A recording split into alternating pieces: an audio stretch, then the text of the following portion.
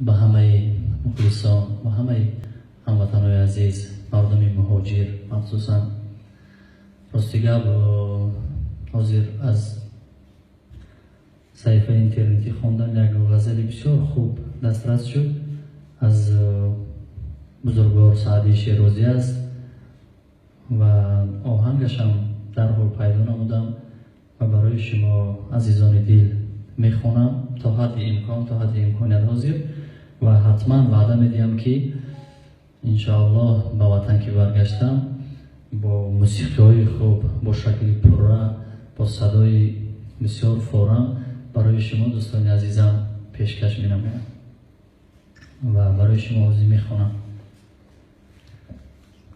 معنای خوبم دارد. گلی صحرا ندارد بوی سنبول، نه هر مرغ بخواند همچو بلبل. گلی صحرا ندارد بوی سنبول، نه هر مرغ بخواند همچو بلبل.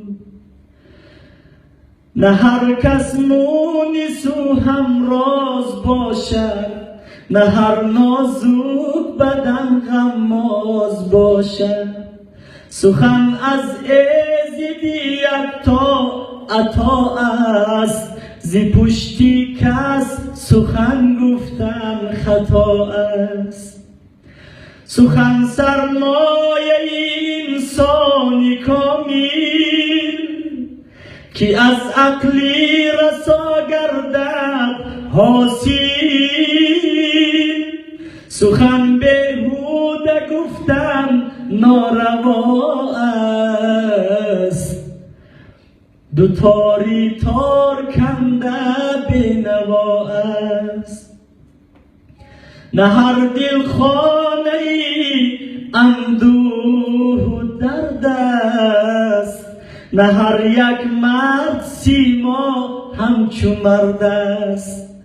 نه هر دل خانه ای اندوه و درد است، نه هر یک مرد سیما همچو مرد است. نه هر خوشگویی ها آغاز عشق است، نه هر یک حرف زیبا راز عشق است. به هر کس باوری کردن نباید، به هر کس راز دل گفتن نشاید. به هر کس باوری کردن نباید، به هر کس راز دل گفتن نشاید.